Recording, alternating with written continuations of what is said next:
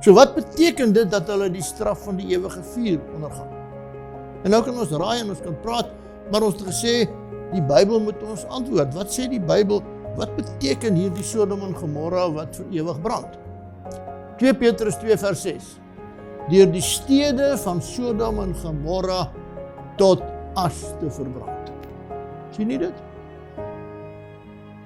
Hulle brand vir ewig en vir ewig. Wat gebeur met hulle? Hulle sal tot as verbrand.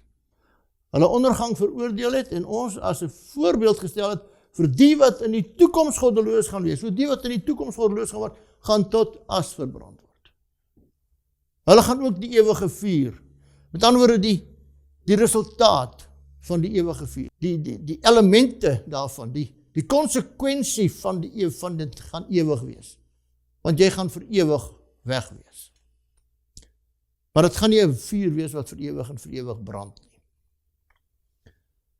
Psalm 37:20, maar die goddelose sal omkom en die vyande van die Here, hulle sal verdwyn soos rook hulle verdwyn. Hulle sal word asof hulle nooit bestaan het nie, sê Obadja. Vuur het van God uit die hemel neergedaal en hulle verslind. En die duiwel is daarin gegooi, ook die dier en die valse profeet. En van die duiwel word daar gesê, weens die menigte van jou ongeregtighede, het jy jou heiligdomme ontheilig en daarom het ek 'n vuur uit jou binneste uit laat uitgaan.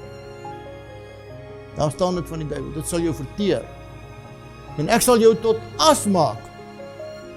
Ek sal jou tot as maak op die aarde voor die oë van almal wat jou gesien het. Jy het 'n verskrikking geword en sal daar nie meer wees nie. Daar sal nie plek wees vir die Satan en vir sy engele en vir die bose en vir die sonde meer op die nuwe aarde en die nuwe hemel nie. Daar's geen plek vir hulle in die heelal nie. Hulle sal verdwyn. En as hulle vir ewig en vir ewig moet brand, dan verdwyn hulle nie.